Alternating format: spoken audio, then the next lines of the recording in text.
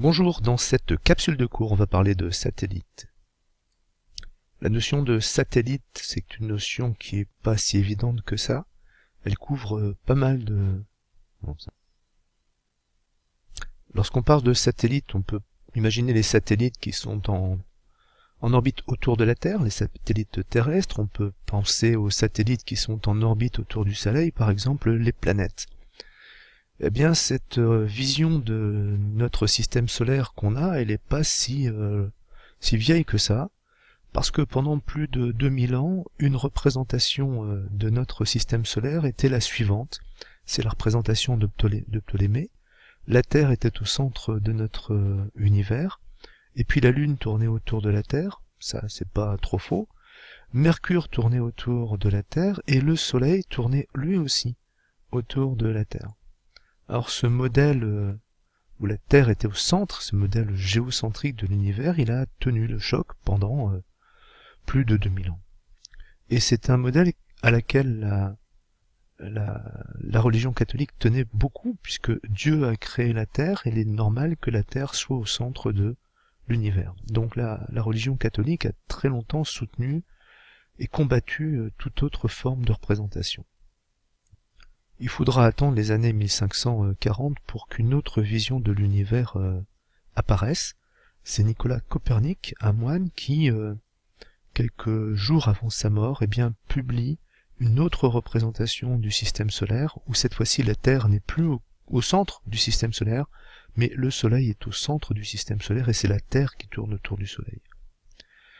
Cette représentation de notre système solaire plaît beaucoup à un philosophe Giordano Bruno, italien, et qui se dit mais pourquoi n'y aurait-il pas des planètes avec des hommes autour des autres étoiles? Et directement il va au bûcher dans les années 1600. Parallèlement, un astronome danois qui s'appelle Tycho Brahe fait des relevés d'une précision inégalée sur le mouvement des planètes. Il s'aperçoit aussi qu'il y a quelques petits trucs qui clochent dans la représentation de Ptolémée. Ces enregistrements vont servir à Kepler, qui va écrire 3 lois. Mais il ne dit pas, lui, que les planètes tournent autour du Soleil. Il dit tout se passe comme si d'un point de vue mathématique. Donc il prend pas vraiment de risque. Il faudra attendre Galilée, qui lui prendra des risques en s'inspirant des travaux de Tycho Brahe, de Kepler et de Copernic, et qui défendra le système héliocentrique, jusqu'à ce qu'il soit présenté en procès, qu'il perdra, où il renie cette vision héliocentrique du système solaire, mais il aurait dit à la fin de son procès, et pourtant, elle tourne. Et pourtant elle tourne effectivement, et dans les années 1650, 1660, 1870, c'est terminé. Tout le monde pense qu'effectivement le système de Ptolémée est mort, et que le système héliocentrique est correct. Que nous dit Kepler? Eh bien Kepler nous donne 3 lois. La première de ces lois, c'est la loi des orbites. Et il nous dit: les planètes décrivent des orbites elliptiques dont le Soleil occupe un des 2 foyers. Donc les foyers d'une ellipse sont du nombre de 2, et le point M se déplace de telle façon que la distance F1M plus F2M est égale à 2 fois la demi-longueur de l'ellipse. Donc dans le cas d'une planète, un des foyers est occupé par le Soleil. Et on a 2 termes que vous devez retenir. La périhélie, c'est le point de la trajectoire, le point de l'orbite qui est au plus près du Soleil. Et l'aphélie, c'est le point de l'orbite qui se trouve au plus loin du Soleil. Alors bien sûr, il existe un cas particulier, c'est lorsque la trajectoire est circulaire. Dans ce cas-là, les 2 foyers sont confondus, et le Soleil est au centre de cette trajectoire circulaire. La deuxième loi de Kepler, c'est la loi des aires. Et Kepler nous dit que pour un même intervalle de temps delta t, les aires parcourues sont égales. Donc c'est-à-dire que s'il faut par exemple s'intéresser à ce qui se passe en, mettons, une journée, Eh bien, en une journée, la planète se déplace de cet endroit à cet endroit. Et elle couvre une aire qui est celle-ci. Eh bien, Kepler nous dit que si on regarde ce qui se passe ici en une journée, la distance sera beaucoup plus importante et l'aire parcourue, l'aire couverte, sera la même que celle-ci. Il y a une conséquence évidente, c'est que plus on va se rapprocher du Soleil, plus la vitesse est grande. Et plus on s'éloigne du Soleil, plus la vitesse est petite. Il existe un cas particulier, là encore, c'est lorsque la trajectoire est circulaire. Bien, lorsque la trajectoire est circulaire, cette loi des airs nous conduit à dire que pour un même delta t, l'aire est la même, comme le rayon est la même, ça veut dire ici que l'arc est le même. Donc on a parcouru un même arc pour un même delta t, et donc la vitesse est constante. Conséquence, lorsque la trajectoire est circulaire, le mouvement de la planète est uniforme. La troisième loi de Kepler est la loi des périodes. Eh bien, Kepler montre que t au carré sur a au cube est une constante, a étant le demi-axe, le demi-grand axe de l'ellipse. Évidemment, dans le cas particulier où la trajectoire est circulaire, ça devient t au carré sur r au cube est égal à une constante. Alors ça signifie quoi? Ça signifie, dans un premier temps, que si la distance r augmente, si on s'éloigne de l'astre attracteur, du Soleil par exemple, plus la période est grande, puisque le rapport est une constante. Deuxième conséquence, c'est que si on s'intéresse à une population de satellites qui tournent autour d'un même astre, par exemple ici, ce sont les planètes qui tournent autour du Soleil, eh bien, puisque ce rapport est une constante, on va pouvoir en déduire, par exemple ici, la distance de Mercure par rapport au Soleil. Eh bien, sauriez-vous faire ce petit travail? Vous pouvez mettre la vidéo sur pause pour répondre à la question. Pour tous les satellites en orbite autour du Soleil, t au carré sur a au cube est une constante. Donc c'est valable pour la Terre, et c'est valable pour Saturne, et c'est aussi valable pour Neptune. Regardons ce que ça donne pour la Terre et pour Saturne. Pour la Terre, la période vaut 1 an, la distance vaut 1 unité astronomique, donc si je fais le rapport de t au carré sur a au cube dans ces unités, ça me fait 1.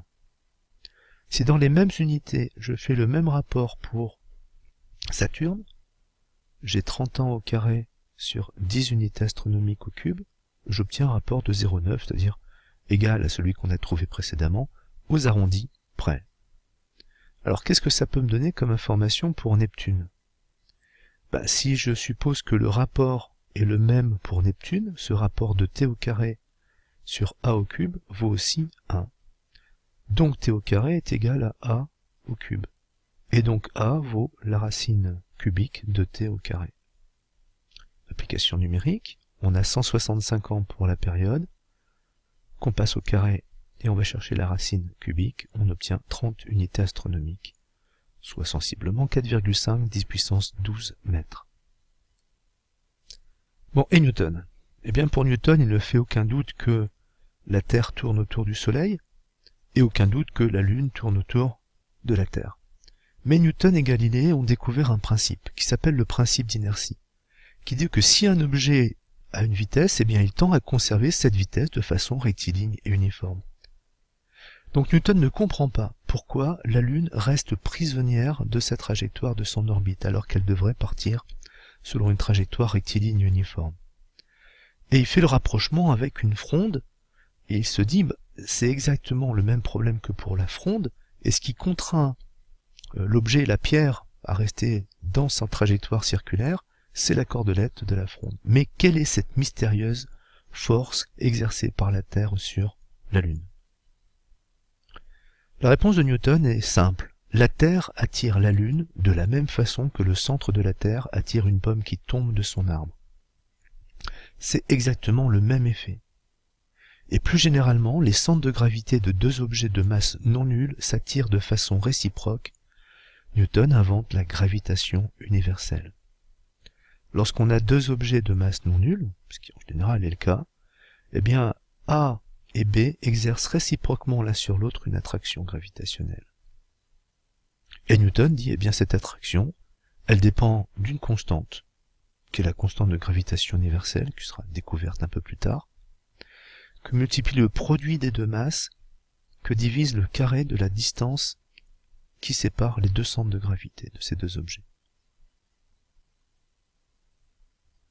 Alors quel est le rapport entre cette gravitation universelle et l'orbite des satellites? Eh bien Newton imagine cette situation où on se place en haut d'une montagne et où on lance un objet. Et il se dit, eh bien, lorsqu'on lance cet objet, l'objet va aller de plus en plus loin. Et au bout d'un moment, on va donner une vitesse suffisante pour qu'il finalement, il continue à tomber, mais que sa chute soit infinie et qu'il décrive une trajectoire circulaire. Et Newton dit, il y a une seule vitesse qui permet ça. Si on a une vitesse plus petite, alors la trajectoire est elliptique, ou alors le satellite s'écrase à la surface de la Terre. Si on donne une vitesse plus grande, alors la trajectoire est elliptique, à moins que la vitesse qu'on nous donne soit suffisante pour que le satellite s'échappe de l'attraction terrestre. On appelle ça la vitesse de libération. Dans cette petite animation, on a une représentation de ce qu'imagine Newton, donc un canon qui est placé sur une colline, la plus haute de la surface de la Terre, sur une montagne, et lorsque ce canon tire un boulet, théoriquement selon le principe d'inertie, ce boulet devrait avoir une trajectoire rectiligne et uniforme. Mais Newton dit, si la vitesse est très faible, on voit bien que le boulet retombe, donc c'est que la gravitation s'exerce. Et lorsque la vitesse est très faible, eh bien le boulet va tomber quasiment à la verticale. Mais si on tire plus fort, le boulet va tomber beaucoup plus loin à la surface de la Terre. Ce gentil physicien nous explique que plus on va tirer vite, plus ça va atterrir loin. Il en est très content.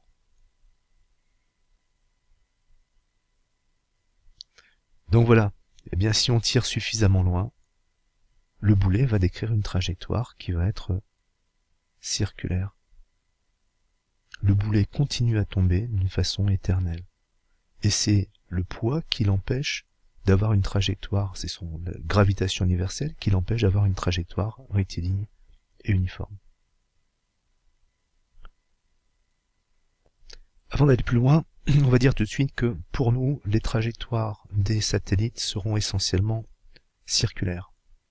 Et pour ça, on va se souvenir, on va faire quelques rappels sur le mouvement circulaire uniforme.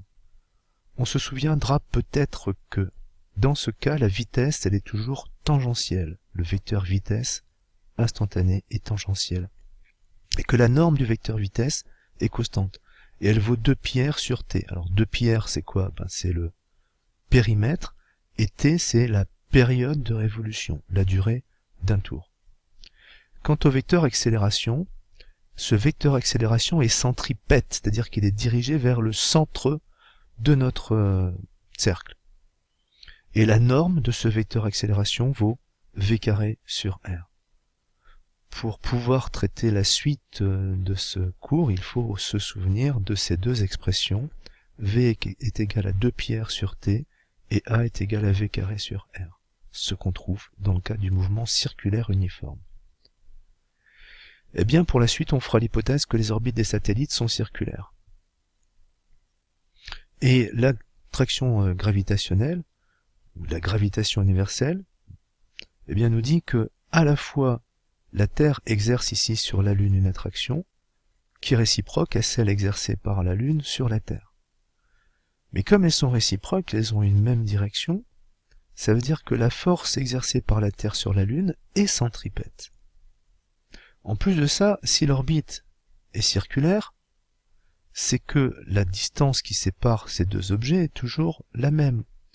Donc la partie R au carré dans l'expression de la force gravitationnelle est la même. Donc eh bien cette force gravitationnelle est une force constante. L'application de la deuxième loi de Newton, qui nous dit que le produit de la masse de la Lune par son vecteur accélération est égal à la somme des forces, la seule force s'appliquant sur la Lune étant l'attraction gravitationnelle exercée par la Terre, on va pouvoir dire eh bien que l'accélération appliquée sur le satellite, elle est constante et elle est centripète. Ça va nous permettre de dire eh bien, que le mouvement du satellite est alors uniforme. Donc lorsqu'on a un satellite qui a une trajectoire circulaire, son mouvement est uniforme. C'est d'ailleurs tout à fait conforme à la deuxième loi de Kepler, la loi des airs, dans le cas d'une trajectoire circulaire. Alors, comment on peut par exemple établir l'expression de la vitesse d'un satellite dont la trajectoire serait circulaire? Alors, eh bien, on va appliquer la deuxième loi de Newton sur le satellite. Et on va dire que la masse du satellite, que multiplie son vecteur accélération, est égale à la force gravitationnelle. Donc, cette accélération, elle est centripète, et je vais pouvoir dire eh bien, que le produit de la masse par la norme de l'accélération est égal à l'intensité de cette force. Or, l'intensité de cette force, c'est G fois ms fois ma sur r carré. On voit bien qu'ici, on a deux fois la masse du satellite, et donc la masse du satellite disparaît de l'expression finale, et on peut dire que l'accélération est égale à G fois ma sur r au carré. Première conséquence, tous les satellites, quelle que soit leur masse, qui sont dans la situation qu'on étudie, auront la même accélération. Or on sait que, puisque le mouvement est circulaire, il est aussi uniforme. Et dans ce cas, l'accélération du satellite vaut v carré sur r. Autrement dit, je peux mettre en relation v carré sur r avec gma sur r carré. Ce qui me donne v carré sur r est égal à gma sur r carré, autrement dit, v carré est égal à gma sur r. Et pour finir, v est égal à gma sur r puissance 1/2, ou racine carrée de gma sur r. On peut aussi, connaissant la vitesse, déduire l'expression de la période de révolution du satellite. Quand le satellite effectue une révolution, quand il effectue un tour, il parcourt un périmètre pendant une période de révolution. Sa vitesse est donc égale au périmètre que divise la période de révolution. Donc la période de révolution est égale à 2πr sur v, la vitesse. On est donc capable de déterminer la période de révolution de ce satellite. Enfin, on peut aussi montrer que le rapport t carré sur r cube est une constante, comme l'avait prédit Kepler. Quand le satellite effectue une révolution, il parcourt donc un périmètre pendant une période, et la vitesse peut s'exprimer sous la forme de πr sur t. Mais précédemment, on avait établi que v carré est égal à gma sur r. Donc on peut dire que 4π carré r carré sur t carré, v carré, est égal à gma sur r. Autrement dit, 4π carré sur r cube est égal à gma facteur de t carré. Ou t carré est égal à 4π r cube sur gma. Enfin, t carré sur r cube est égal à 4π carré sur gma, et tout ça est bien une constante. Parce que la masse de l'astre attracteur c'est une constante, la constante de gravitation universelle c'est a priori une constante, pi c'est aussi une constante. Donc on a bien un rapport qui est une constante. Pour terminer, je vous propose un petit exercice. Voici la station spatiale internationale, l'ISS. Admettons qu'elle ait une trajectoire qui soit quasi circulaire. Son altitude par rapport à la surface de la Terre est de 300 km. On vous donne la masse de la Terre et on vous donne le rayon terrestre. Sauriez-vous estimer la vitesse de l'ISS dans le référentiel géocentrique, c'est-à-dire par rapport au centre de la Terre? Sauriez-vous estimer sa période de révolution autour de la Terre? Je vous laisse réfléchir, vous pouvez mettre en pause la vidéo. Comment faire? Pour calculer la vitesse, on va appliquer la deuxième loi de Newton sur le satellite. La masse de l'ISS que multiplie son vecteur accélération est égale à la force de gravitation universelle, qui est centripète, et la norme de notre accélération de l'ISS sera égale à gmt sur r carré. Mais on peut montrer que quand l'orbite est circulaire, le mouvement est uniforme. Donc l'accélération, non seulement elle est effectivement centripète, mais elle vaut v carré sur r.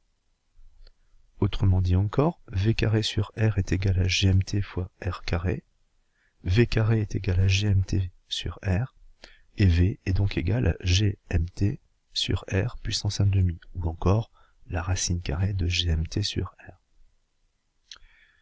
Il n'y a pas de problème particulier, sauf pour la définition de R, qui est le rayon de la trajectoire.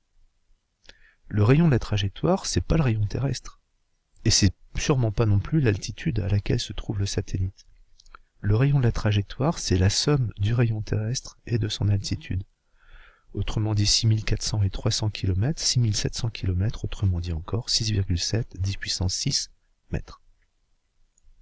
Si on fait l'application numérique, on trouve une vitesse pour l'ISS de 7750 mètres par seconde. Quand le satellite effectue une révolution, un tour, il parcourt son périmètre pendant une période. Donc la vitesse c'est 2πr sur t, la période de révolution. Donc t est égal à 2πr sur v. On fait l'application numérique, ici encore attention le rayon c'est le rayon terrestre plus l'altitude. On obtient 5430 secondes. Autrement dit, si je divise par 3600, ça me donne environ 1h30. C'est-à-dire que ce satellite terrestre fait un tour de la Terre en 1h30. Autrement dit, pour les astronautes qui sont présents dans ce satellite, tout se passe comme s'ils voyaient 16 levées de soleil par jour. Voilà, fin de cette vidéo, à très bientôt.